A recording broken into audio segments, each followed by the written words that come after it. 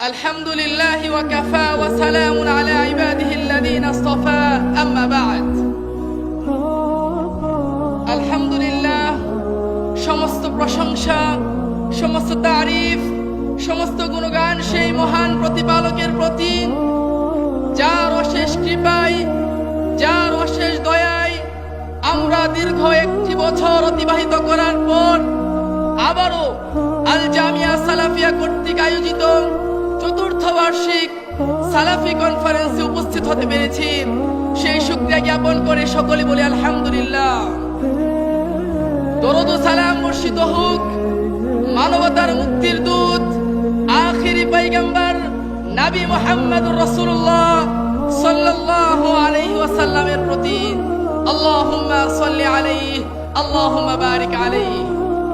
উপস্থিত আজকের সালাফি কনফারেন্সের সভাপতি সাহেব এবং আমার সামনে উপবিষ্ট দেশের প্রত্যন্ত অঞ্চল থেকে আগত একদল ইলম পিপাসু তাওহীদি জনতা, সকলকে অন্তরের অন্তরস্থল থেকে জানাই আন্তরিক শুভেচ্ছা ও অভিনন্দন।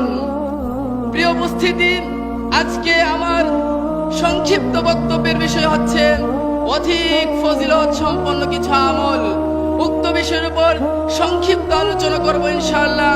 ওয়া তাওফীকি ইল্লা বিল্লাহ আলাইহি তাওয়াক্কালতু ওয়া ইলাইহি উনীব। প্রিয় উপস্থিতি, পাপ, অন্যায়, অপকর্ম, জুলুম, অত্যাচার ইত্যাদি আল্লাহর নাফরমানি কর্মকাণ্ডে লিপ্ত হয়ে আমাদের অন্তর যখন কলুষিত হয়ে পড়েছে, ঠিক এমনই সময়ে আমরা চাই আমাদের অন্তরকে কলুষ মুক্ত করতে। দিনের পর দিন, মাসের পর মাস পাপ কাজে লিপ্ত হয়ে যে সময় অতিবাহিত করেছি, পাপ কাজে লিপ্ত হয়ে যে পাপ করেছি তা থেকে পরিত্রাণ লাভ করতে, পাপ কাজে লিপ্ত হয়ে যে সময় নষ্ট করেছি ওহার ঘাটতি পূরণ করতে। আর জান্নাত পাওয়াই যদি আমাদের লক্ষ্য উদ্দেশ্য হয়ে থাকে, তাহলে জেনে রাখা উচিত পাপ থেকে পরিত্রাণ ও নেকি হাসিলের প্রয়োজনীয়তা অপরিসীম। ঠিক এমনই সময়ে আমি আপনাদের সম্মুখে এমন কয়েকটি আমল সম্পর্কে অবগত করব, যার মাধ্যমে আমরা পারি অধিক সহজে, অতি সহজে, স্বল্প সময়ে সফলতা অর্জন করতে। তাই সকলকে দৃষ্টি আকর্ষণ করে বলছি, আমার কথাগুলোর দিকে আপনারা লক্ষ্য করুন। ইনশাআল্লাহ আপনাদের জন্য উক্ত আলোচনার মধ্যে উপকারিতা রয়েছে বলে বিশ্বাস করছি।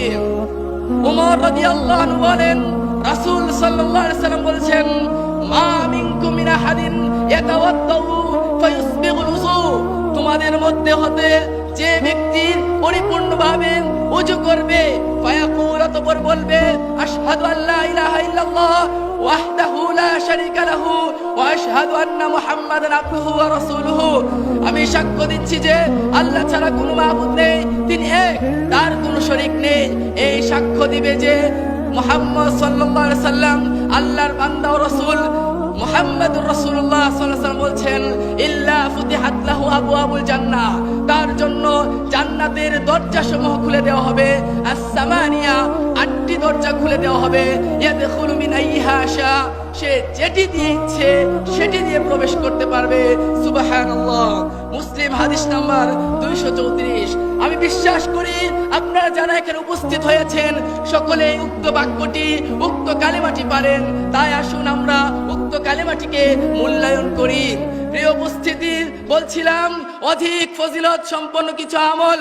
তন্মধ্যে আবু হুরায়রা রাদিয়াল্লাহু আনহু বলেন, রাসূল সাল্লাল্লাহু আলাইহি ওয়াসাল্লাম বলেছেন, মান সাব্বাহাল্লাহ দুবুরা কুল্লি সালাতিন সালাসা ওয়া সালাসিন।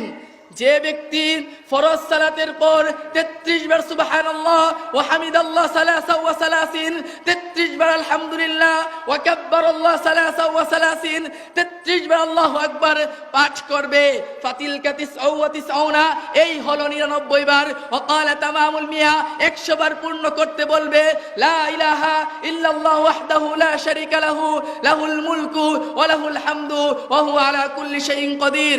অন্য বর্ণ এসেছে আন্না তাকবীরা 34, 34 বার আল্লাহু আকবার বলে 100 বার পূর্ণ করবে।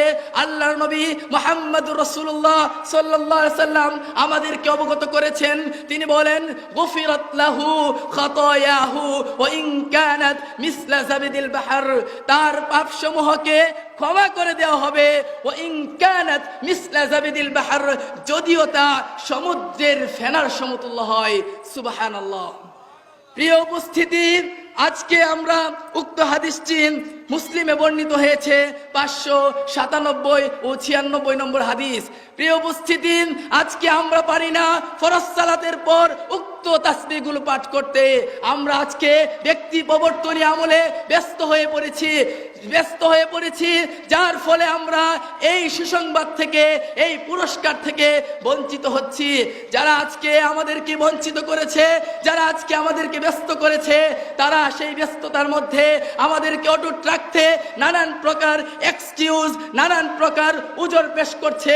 তাই তাদেরকে বলছি, ফরজ সালাতের পর রাসূল কর্তৃক প্রবর্তনী আমল ছাড়া ব্যক্তি প্রবর্তনী আমলের কোনো বিধান নেই। সেই আমল থেকে আজই বিরত থাকুন। এই মর্মে একটি উক্তি পেশ করতে চাই। আলী রাদিয়াল্লাহু আনহু বলছেন, লাউ কানা দ্বীনু বির-রাই, দ্বীন ইসলাম ধর্ম যদি কোনো ব্যক্তির কথাই প্রতিষ্ঠিত হতো, লাকানা আসফালুল খুফফি আওলা বিল মাসহি মিন আলাহু, তাহলে মুজার উপরে বাগ মাসহ করার চেয়ে নিচের বাগ মাসহ করা অধিক উত্তম হতো। ওয়াকাদ রাআইতু রাসূলুল্লাহি সাল্লাল্লাহু আলাইহি সাল্লাম ইয়ামসাহু আলা যাহিরি খুফাইহি, অথচ আমি আল্লাহর নবীকে মুজার উপরে বাগ মাসহ করতে দেখেছি। আমি মনে করি তাদের জন্য উক্ত উপমাটি যথেষ্ট হবে। প্রিয় উপস্থিতি, বলছিলাম অধিক ফজিলত সম্পন্ন কিছু আমল, তন্মধ্যে জাবের রাদিয়াল্লাহু আনহু বলেন, রাসূল সাল্লাল্লাহু আলাইহি সাল্লাম বলেছেন, মান ক্বালা হিনা ইয়াসমাউন নিদা, যে ব্যক্তি আযান শোনার পর বলবে আল্লাহুম্মা রাব্বা হাযিহি দাওয়াতিত তাম্মা ওয়াস সালাতিল কায়িমা আতি মুহাম্মাদানিল ওয়াসিলাতা ওয়াল ফাযিলা ওয়া বা'আসহু মাকামান মাহমুদানিল্লাযী ওয়া'আদতা। আমরা সকলেই পারি, যারা পারি না তারা শিখে নেব উক্ত বাক্যগুলো। আল্লাহর নবী মুহাম্মদুর রাসূলুল্লাহ সাল্লাল্লাহু আলাইহি সাল্লাম বলেছেন, হাল্লাত লাহু শাফাআতি ইয়াউমাল কিয়ামা, রাহুল বুখারী। প্রিয় উপস্থিতি, নবী সাল্লাল্লাহু আলাইহি ওয়াসাল্লাম বলছেন, ওই ব্যক্তির জন্য যে ব্যক্তি আযানের বাক্য শোনার পর উক্ত দোয়াগুলো পাঠ করবে, ওই ব্যক্তির জন্য কিয়ামতের দিন আমার সুপারিশ ওয়াজিব হয়ে যাবে। সুবহানাল্লাহ। প্রিয় উপস্থিতি, আর নয় পীরের কাছে, আর নয় মাজারের কাছে, আর নয় গাউস কুতুবের কাছে, আসুন আজ থেকে আযানের পর উক্ত বাক্যগুলো পাঠ করে রাসূল সাল্লাল্লাহু আলাইহি সাল্লামের গ্রহণযোগ্য সুপারিশ গ্রহণ করি। আল্লাহ রাব্বুল আলামিন আমাদেরকে সেই তৌফিক দান করুন, আল্লাহুম্মা আমিন। বলছিলাম অধিক ফজিলত সম্পন্ন আমল, তন্মধ্যে আরেকটি আমল বলে আমার বক্তব্য শেষ করব। প্রিয় উপস্থিতি, ওমর রাদিয়াল্লাহু আনহু বলেন, রাসূল সাল্লাল্লাহু আলাইহি ওয়াসাল্লাম বলেছেন, মান দাখালা সুক, যে ব্যক্তি বাজারে প্রবেশ করবে, ফাকালা, অতঃপর বলবে লা ইলাহা ইল্লাল্লাহ ওয়াহদাহু লা শারীকা লাহু, আল্লাহ ছাড়া কোনো মাবুদ নেই, তিনি এক, তার কোনো শরীক নেই, লাহুল মুলক ওয়া লাহুল হামদু, রাজত্ব তারই, ওয়া লাহুল হামদু, প্রশংসা তারই জন্য, ইহয়ি ওয়া ইউমিতু, তিনি জীবিত করেন, তিনি মৃত্যু দান করেন, ওয়া হুয়া হাইয়ুন, তিনি চিরঞ্জীব, লা ইয়ামুতু, তিনি মৃত্যুবরণ করবেন না, বিয়াদিহিল খায়র, তার হাতে রয়েছে কল্যাণ, ওয়া হুয়া আলা কুল্লি শাইইন কাদির, তিনি সর্ববিষয়ে সর্বশক্তিমান। এই দোয়াটি আপনারা মুখস্থ করে নেবেন। আপনারা দোয়াটি পাবেন আইনে রাসূল দোয়া অধ্যায় বইয়ে, এবং আপনারা এই দোয়াটি ইমাম সাহেবদের সহযোগিতায়, মুয়াজ্জিনদের সহযোগিতায় শিখে নেবেন।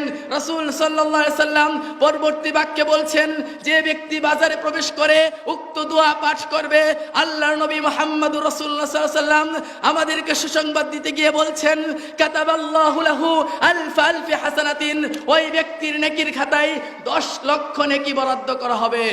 ওমাহা আনহু আলফা আলফি সাইয়্যাতিন, তার 10 লক্ষ পাপ মিটিয়ে দেওয়া হবে। ওরাফা লাহু আলফা আলফি দারাজাতিন, তার মর্যাদা 10 লক্ষ গুণ উন্নীত করা হবে। সুবহানাল্লাহ। হাদিসটি তিরমিজিতে বর্ণিত হয়েছেন, 3228 নম্বর হাদিস।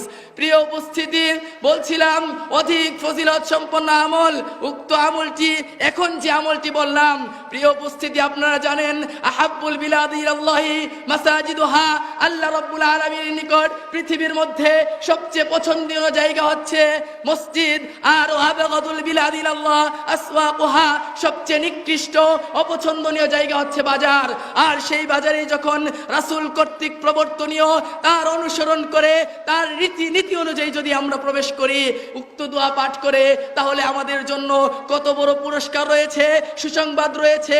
কিন্তু আজকে অত্যন্ত দুঃখের সাথে বলতে হয়, আমরা রাসূল প্রবর্তনী আমলকে বাদ দিয়ে আজকে ব্যক্তি প্রবর্তনী আমলে ব্যস্ত হয়ে পড়েছি, যা আমাদেরকে ধ্বংসের দিকে ধাবিত করছে, যা আমাদেরকে বিদাতি হিসেবে আমাদেরকে গ্রাহ্য করছে। তাই পরিশেষে বলবো, আসুন অধিক ফজিলত সম্পন্ন আমলগুলো সঠিকভাবে শ্রবণ করে আজ থেকেই প্রত্যেকটি আমল সঠিকভাবে বাস্তবায়ন করে আল্লাহ রাব্বুল আলামিনের নির্ধারিত তার প্রস্তুতকৃত পরকালীন শান্তির আবাস জান্নাত লাভ করি। আল্লাহ তাআলা আমাদেরকে কবুল করুক। আল্লাহুম্মা আমিন। আসসালামু আলাইকুম ওয়া রাহমাতুল্লাহি ওয়া বারাকাতুহু। একটি জান্নাত আমার কাম্য, সেই জান্নাত আমার কাম্য।